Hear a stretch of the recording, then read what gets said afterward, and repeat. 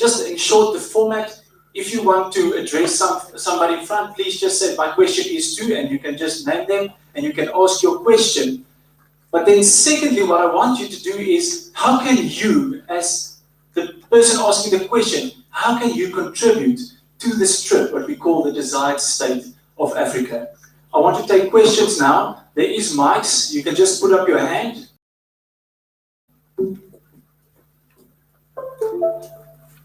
Morning, everyone. My name is Dilisha Kate. I think the comment in comparison, especially to some study in reference to the competency of the CFOs. I think most of, obviously, in government, it's clear that we actually require key competencies. And if you tell me that a CFO cannot even compile a set of financials, obviously you said some of the pockets probably might be political appointments, but in most instances, I'm actually going to couple it with professionalism. Most people for these posts, they are more competent, and obviously they are professionals. So if someone cannot put a set of financials, and they actually rely on consultant, and Auditor General come and use semantics like consequence management, be straight to the point and say, discipline the person. Why do we have to, move around the issues and not go direct to the point? You can prepare your answer. We're going to take about 5 questions to the panelists, and then they can get their answers, and then they will answer back. I've got one here in the middle, 2 in the middle. Oh, and of course, there I'll come back to you. Thank you, sir. Thank you. It's a comment, and I'm in the public service. My name is Sarah Chwani. I'm from the Department of Trade and Industry. And it's a pity that the minister has left, the Minister of Public Service and Administration, but I would have a question to the DG here, that I can safely say that the people who are here are the converted. So where are the people who should be? Because if indeed we want to go to the desired state, we need to have the courage. And I think one of the things that we do not have, and it's essential to leadership, is the courage. And I think even my colleague that side was talking about that, to deal with issues forthrightly. Have we done this kind of development for our political heads, the ones that have been ushered in, so that they can, because the issue of moral illiteracy is quite big. I mean, it's not a laughing matter. People don't even have the understanding. We think that all of us are on par. And I think for us, that's what we need to do. If we can start at home, let's organize this kind and be courageous that people must come, and so that we can bring them, so that we can all be aligned. But the point is, these are the converted people. That's why they're here. The people who should be here are not here.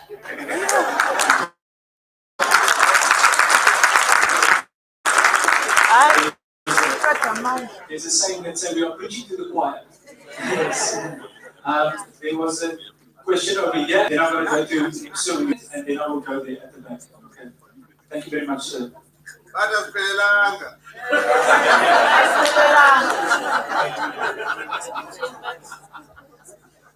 Thank you. My name is Miepi Sidona. I'm a social entrepreneur. I'm very honored to be in this presence.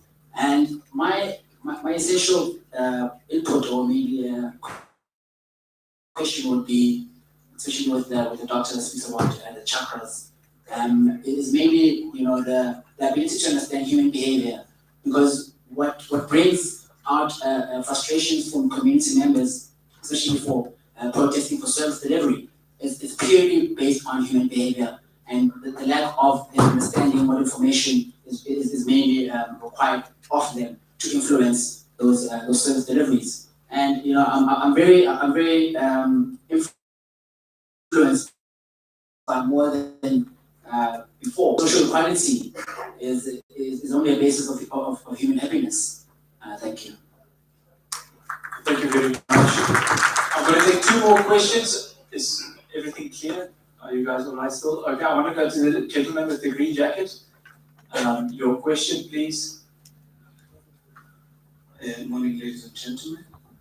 I am Mchunu from South African Council for Administrators, a professional body for administrators. So as you know, that administrators are regarded as non-professionals and administration also regarded as a non-profession. So now we have a professional body called SACA. So just a comment, I think the issue here is about professionalizing public service. Then I think the relevant structure should consult professional bodies in terms of the professionalism within the sector. Umem laphana oke wakhuluma ngendaba yokuthi the accountability ayikho within financial sector. We have a professional body for financial what you know. I think you should consult a professional body about the behavior of the practitioners who are registered with the professional bodies. I think public sector should consult or have that partnership with professional bodies. That's my comment. Thank you. Thank you very much. And then there was the lady with the black and green there. Yes, ma'am. Your question, please. Well, finally. Yeah, I was starting to feel very short. My name is Senzo and I am the founder and chairperson of what we call TUT Green Acadia. So you said that we should first say what we want to add or what we've added, and then ask a question. I started an organization that was really almost non-existent. It came from a place when I was learning how to combine both my profession, which is veterinary technology, and the environment. Trust me, a lot of people told me that I shouldn't be doing that because I should be sticking with animals. Little did they know that the environment actually does affect the animals, especially because of us human beings. Now, I took this long journey of leadership and found a lot of frustrations. We often get, let's say, if I wanted to be a chairperson, I had to be voted in. I come from a place where leaders are actually, they get into their positions by the number of t-shirts that they can hand out to the students. How sad is that? And it's still ongoing. In as much as we understand what is going on, it's still being perpetuated. It goes back to how do we create a relationship or an understanding between a community that is morally illiterate to leaders, sincere leaders who are ethically and morally intelligent. How do we have that relationship? Because we may sit here and all have these characters of leadership, but who's going to vote us in? Those people are the ones who pretty much don't even know what their needs are. A person who can be bought in by a t-shirt, whereas they should be fighting for education, is a person who doesn't really know their needs but knows their wants, or rather they confuse the two. So that is my question, that in as much as we are trying to do all this fighting in the leadership, where do we actually get the guts to, combine all of this, learn how to step beyond what we already know right now? Thank you. Thank you very much. I want to turn to the panel and just start with you, ma'am, on the first question that was asked towards you.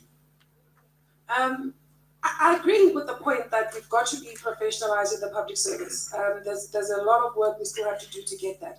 It starts with political leaders appointing competent people, creating an environment or allowing for the creation of an environment where professionals will thrive, an environment where professionals stay long enough. So you ask us about the analysis we've done. We found a very compelling correlation between the tenure of a CFO and an MM.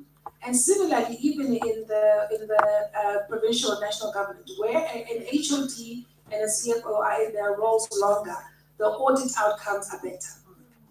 And it's a compelling correlation, and we found it year after year, even more so than the qualifications or competence.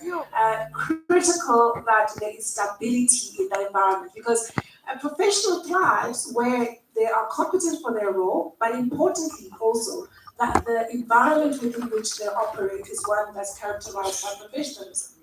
One where if things go wrong, they're held accountable. There's consequence management. When things go well, they're rewarded. When things don't go so well, there's disciplinary action, there's investigation, and there's corrective action. And we're not saying fire everybody every time they don't get a reconciliation right.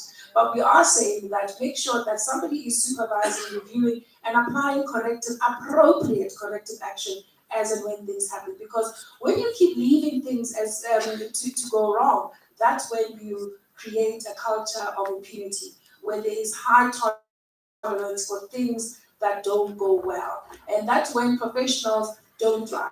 That's when professionals leave the public sector and opt out completely. And that's where it's going to be difficult for us to build and sustain a state that is capable and competent to deliver on the needs of citizens. Thank you very much. I wanted to turn to the lady that was the question was directed to the DG, but I want to put it open to comment on the fact that we say that we are the converted. How do we go out then and change the people outside to get in line with what we and where we want to go? Maybe Prof. Lavinia, you can start, but then I want to put the panel open to maybe answer that question as well. Okay, thank you very much. I'll also focus on what is at the heart of the question. She's asking about political heads. And just as we have very honest public servants with high levels of integrity, we have very corrupt public servants with high levels of integrity. Just as we have politicians of authority, the overarching head within public administration, original powers for human resource management. The statement that politicians should appoint people on the basis of merit is true, but politicians should not actually appoint people to begin with. The National Development Plan acknowledges that when it comes to the apex. So they talk about a new system of appointing DGs and heads of department, which has never really been implemented. So until we actually really tackle that question, we're going to be saddled with this problem. Doesn't mean politicians won't be important if they don't have those powers. Globally, they don't have those powers. Of course, for certain sets of staff, then they have those powers. But we created a system in South Africa which is different. It was well-intentioned. It was about changing the composition of the public service, which has largely happened. But we need to recognize that that system does need to be changed. Even oversight. Executive must give oversight. There's different points of oversight. There's Public Service Commission, Public Protector, or whatever, Parliament. They all give oversight over the bureaucracy. But politicians are giving oversight over themselves because they hold those original powers. And that's a contradiction that people don't talk much about, but it's a fact. So I think I'm trying to address the structural problems which underlie the problem that Sarah raised. Can I come in? Yes, please do so. You see, we should all have developed the habit of having collective responsibility. A politician's tenure of office is how many years? In some countries, 4 years, maximum 5 years. If the politician is lucky, he may go for 8 years or 10 years. But the public servant, he holds the key to the institutional establishment. I don't think in South Africa, the Auditor General is appointed by the government of the day. Is it? Yeah, even if he is appointed by the government of the day, he or she has a lot of deputies. What is the functional role of the deputies? Who are professionals? professionals in good. All the public services have professionals at post.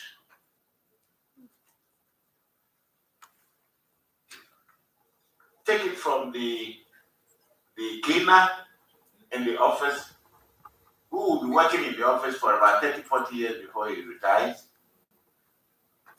He will be working with all kinds of politicians who come and go. The accountant, who is a professional, a trained professional, will be in the office, and the politician that you see go out and will come 4 years, he goes. But he will still be there. When even you are bringing innovation, he will tell you in a dialect, oh, that is all that we do. That's how we do it. The professional doesn't want any innovation. He doesn't want any idea, fresh idea, but 2 heads are better than 1. And then I'll turn to my men of the clergy. Sorry, not personal. You see, ladies and gentlemen, let us be honest to ourselves. Gone are the days when the clergy preached salvation. Now they preach wealth.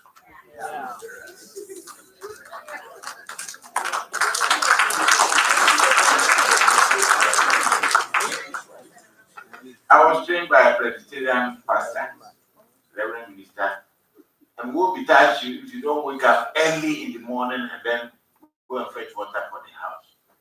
You'll be whipped before you go to school.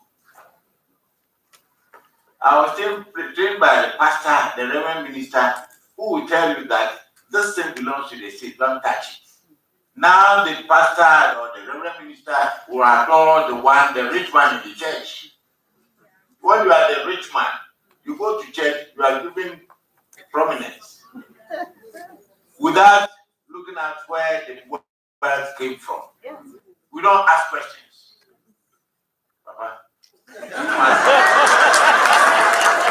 you might begin to ask questions.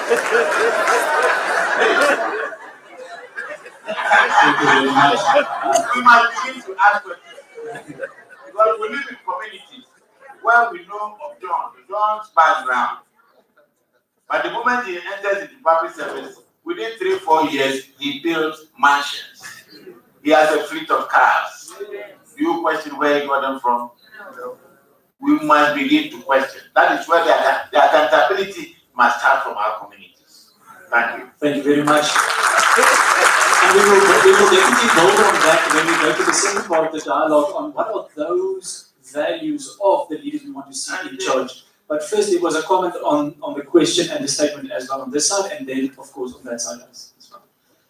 I think that one of the things that we are finding in our work is that it's really important to find an alliance of the willing. As you are saying that, this room is full of converted, we're speaking to the converted, but there's power in this room. And I think that we shouldn't underestimate the power that each public servant has wherever they are stationed. There have been studies that have shown that, part of the problem with the public service is that because of the levels of corruption and impunity, a lot of good people have left, which has left room for the unsavory characters, right, to take space and to take power in those spaces, and then, take whatever office it is in a very different direction. So I think that, and what we are seeing with the commissions of inquiry that are happening at the moment is, there were so many good people who tried to do the right thing, but there was no support. So we have to ask ourselves, how are we supporting each other as public servants? There are different acts that also protect the civil servants when they have to report corruption, like the Whistleblower Act and all of these things. How are we, as leaders, where we are, a director general, a deputy director general, a municipal manager, we are stationed, how are we exercising the power that we have to protect the people that are under us and inspire the kind of leadership that transforms? In working with the integrity icons, sometimes it's a nurse in a clinic who changes the way we've heard about how a single nurse can change the way that citizens experience services at a particular clinic. So you see the power of one person to do so much damage, that we've also seen that each individual has the power to be transformative.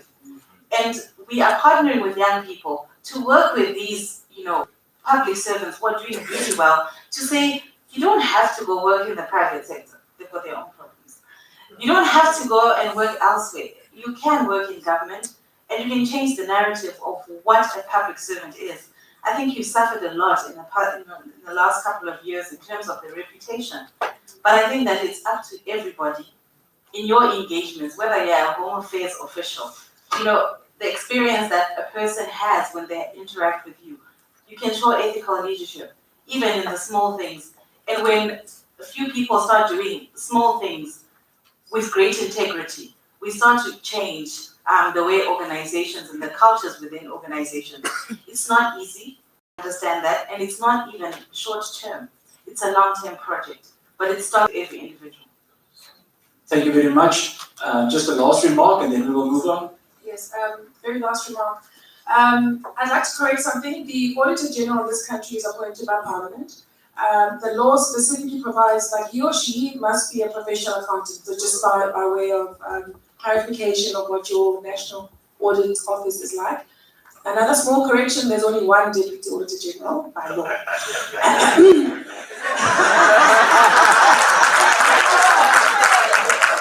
And an important point, though, that I would like to land with this audience this afternoon is that what we're hoping will be a game changer in terms of professionalizing the public service going forward, particularly in the area of public finance management, is the amendments to the Public Audit Act, the recent amendments that were put through by the Fifth Parliament as they concluded their work. I think many of you would have heard that the Auditor General now has more teeth, as they say, and that is a piece of law that is designed to give the Auditor General greater responsibility. Up until the 1st of April 2019, our job was to audit and report and leave the accounting officer to do what he or she must do to apply consequences.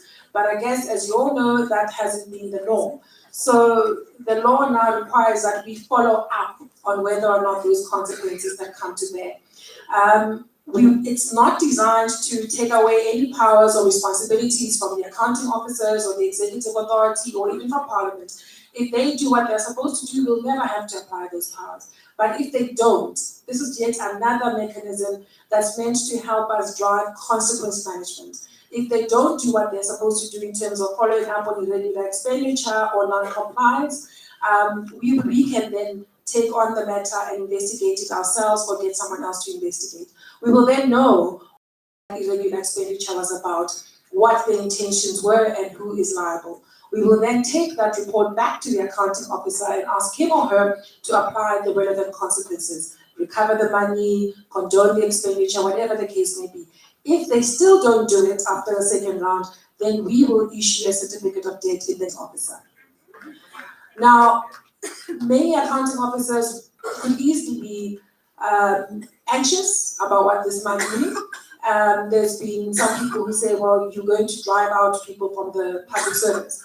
But if you think about it carefully, if this piece of legislation is responding to the PFMA and the MFMA as currently designed, it allows yet another set of opportunities to do what's required. So it should deal with professionalizing the public service, because you should be able to attract and retain public officials, public servants that are there to serve the public and are acting in good conscience and are acting in a way that facilitates public scrutiny and are willing to be held accountable and act in a way that is prudent in terms of how they run their affairs. My last comment for the day would be that Dr. Mandela, when he came out of prison in 1990, he said when he was in Bloemfontein, the collapse of good conscience and the absence of accountability and public scrutiny have led to crimes against humanity. That is the absence of accountability, the collapse of good conscience, and that's what we have to reverse. Thank you very much. There was just one comment from Mr. Risika who just wants to add on that. Yes, thank you very much. I actually just want to raise the profile, put back on the table of the question that Bishop Mchunu raised, the issue of the need for moral literacy. It wasn't discussed sufficiently at this point, but I'd like to encourage us to discuss it during the next session, so that since this is a meeting on leading like Mandela, there must be things we want to recommend here that can be taken up, especially to improve moral literacy at the different levels of society, including in the public service. Thank you very much. Before I open the floor again for dialogue, Bishop, I want to ask you from a clergy's point of view about praying for South Africa and South Africans and the role in stating this desired state. What are the role that can be played from that point of view? I think rulers throughout the centuries, they've always wanted to have prophets and some kind of moral legitimation or religious legitimation on their side. And there's never been a shortage of such. And only a few in every generation stand up for the truth, even amongst religious people. And there is a cost to that. It is a painful journey to choose to stand for the truth in the name of God. And so we're not surprised, my brother, that we see what we see. But I think that the commitment ought to be for all of us to work with our communities for public good. I do not know in other countries, but in South Africa, every ward, every electoral ward has no less than 10 to 20 religious structures, whether it is mosques, or temples, or churches. That's how prevalent religiosity is in our society. And if those religious institutions committed themselves to public, we would make a difference. And it is not happening. And I suppose the question that you are raising has to do with the fact that I come from the South African Council of Churches, and we have in the last couple of years been working in a national convention program to try and persuade a common commitment to public good.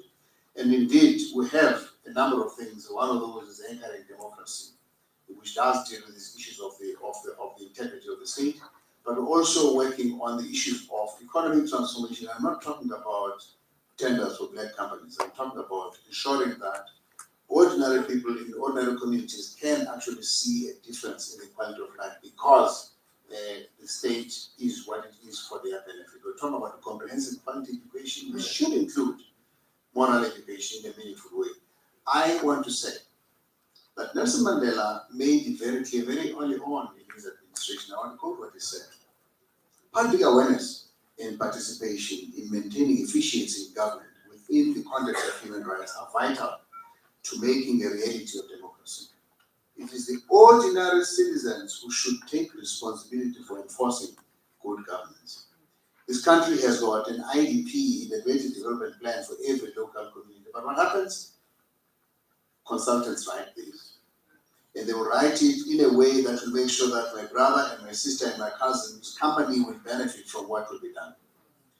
And therefore, you need to have these organized structures of society to take responsibility. Why should it be that it takes Section 27 to say that there are no textbooks in Limpopo? Where are the communities? Where are the parents? And so all of these things call for a society that's activated for public good, and that's what we're working towards. Thank you very much, Bishop. I want to turn to the last question regarding leadership, and I want to use the word popularity with handing out T-shirts and gaining votes with that.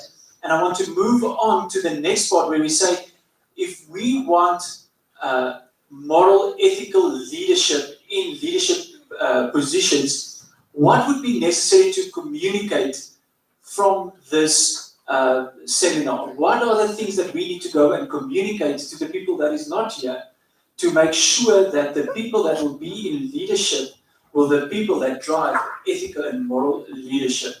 I want to open that question to the panel, and then we will have remarks and questions on that. Sorry. Add one more point on what we're asking about people that are not in this room, especially the illiterate.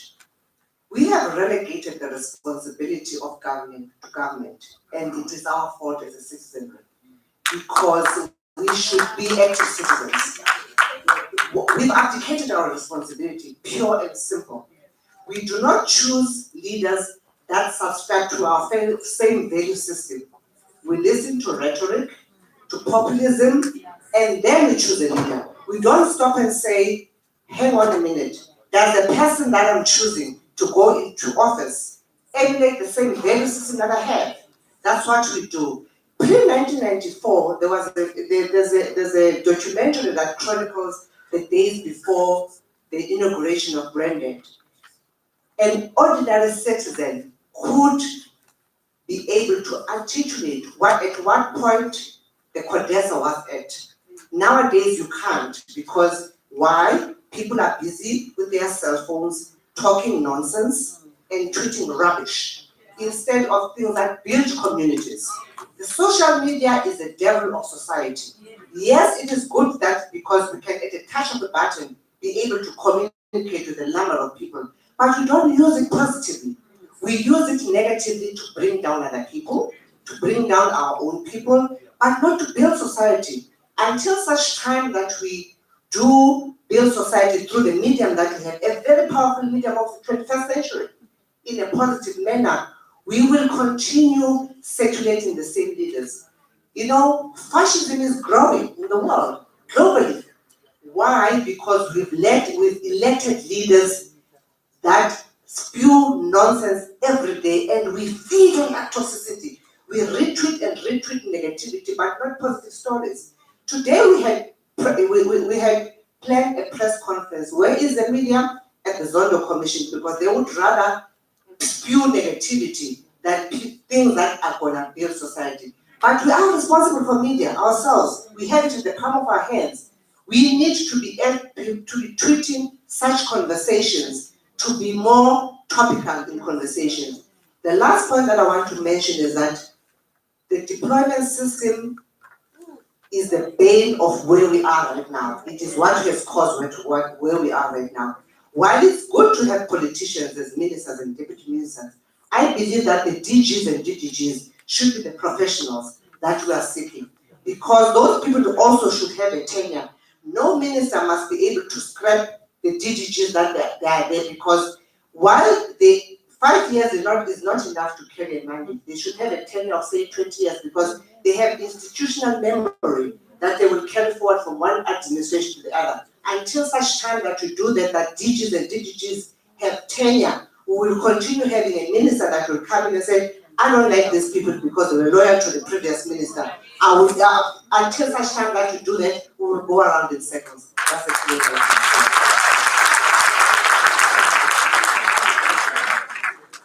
Ladies and gentlemen, I know I set out to ask a question, but I want to use that as the platform then to open the crowd and for the audience to comment on that and elaborate on that and maybe add to that and what is necessary. I know there's a hand at the, well, there's a bunch of hands now. I want to start with the gentleman at the back. Thank you, Ms. Mandela, for that. We're going to start there at the back and we will work our way to the front. Thank you. Am I missing somebody on this side? Sorry, yes, sir. Okay, I'll come to you soon.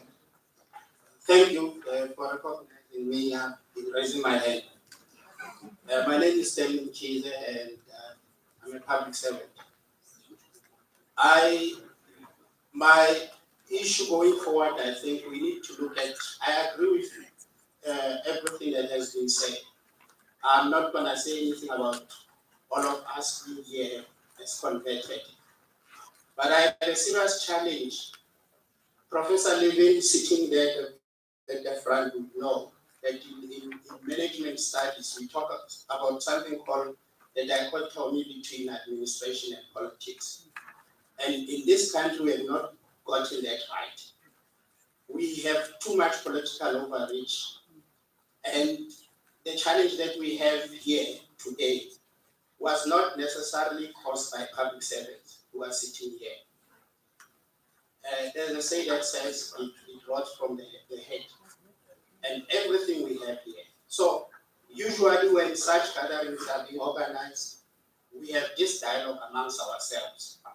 So at some stage we are going to need to have a dialogue, this particular dialogue with the politicians present so that they can hear. So my contribution is we need to master the issue of succession in Africa. I know that the minister in his address, he mentioned something about the first conference in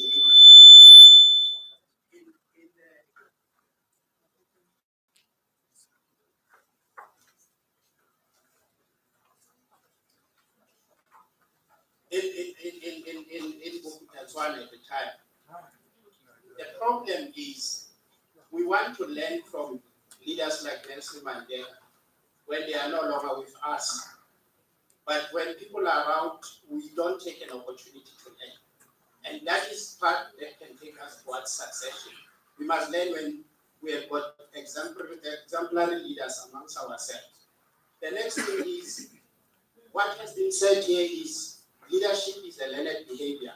And that was the philosophy of Mandela, to say we can learn many things that are right or wrong, including racism. That's what he used to say. But the biggest challenge we have, the most of the public service is not an employer of choice. And the people we attract are people who have failed elsewhere. Unless we make public service an employer of choice, and that will require us that we train public service. But Professor Levine, the seater that is meant to train public service is the poorest if you take all the seaters collectively. So we need to put some more attention there. We also need to look at the School of Government and put more resources, because we need to train those skills. The skills to manage in the public sector. In the private sector, you have to be trained to manage there, isn't it? But in the public service, we think we can take someone from the street and make them to lead. So we really need to dedicate some time to training public servants. Thank you very much. There was a question here, and there's a question from the youth over there. And then we will proceed to lunch, and we'll take a dialogue after that. And then there's just an announcement. Okay, I'm sorry, I'm just going to hold the questions.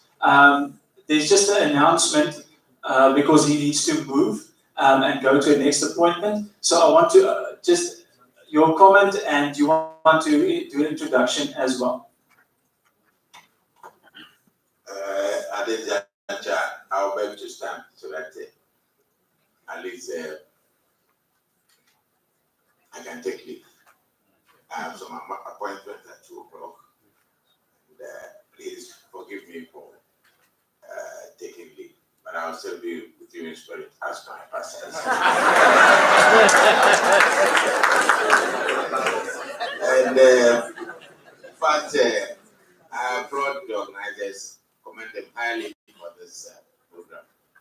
By prayer that we're very far. I'm sure the media is here. The media has to propagate the gospel of today. You have to communicate and communicate for people to know their responsibilities. And those aspiring to be in leadership positions will also know their responsibilities as well. At this point, I want to announce that come November, God willing, the same forum will be organized in Ghana. And I'll plead that Professor, Madam, your Zulu was fantastic, body and soul, so that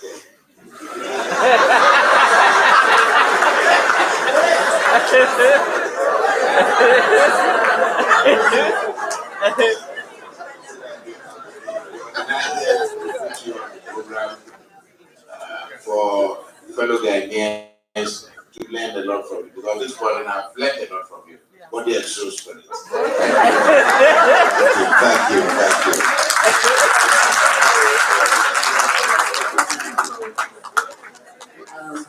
Honorable High Commissioner, before we take off your leave, we'd just like to thank you once again for being here.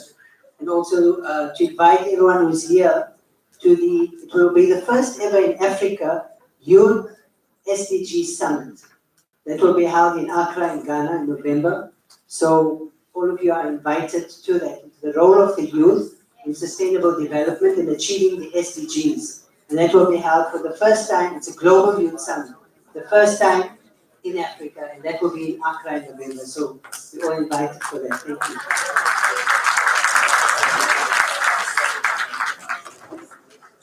Ladies and gentlemen, on that, I'm sorry for the questions that has not been asked. You guys have been waiting for lunch for quite a while, so we're gonna break for lunch now.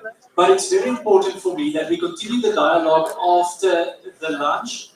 There's a bunch of speakers that will join us regarding the current state of leadership in South Africa. We're looking forward to hear from the keynote presentation from Dr. Ralph Koza, MEC Palinyaza Lesufi, Arugiri Kantiti, Advocate Vusipipore, which is sitting over here, Mr. Cesar Pofu Walsh, and Professor Bjorn Rousseau.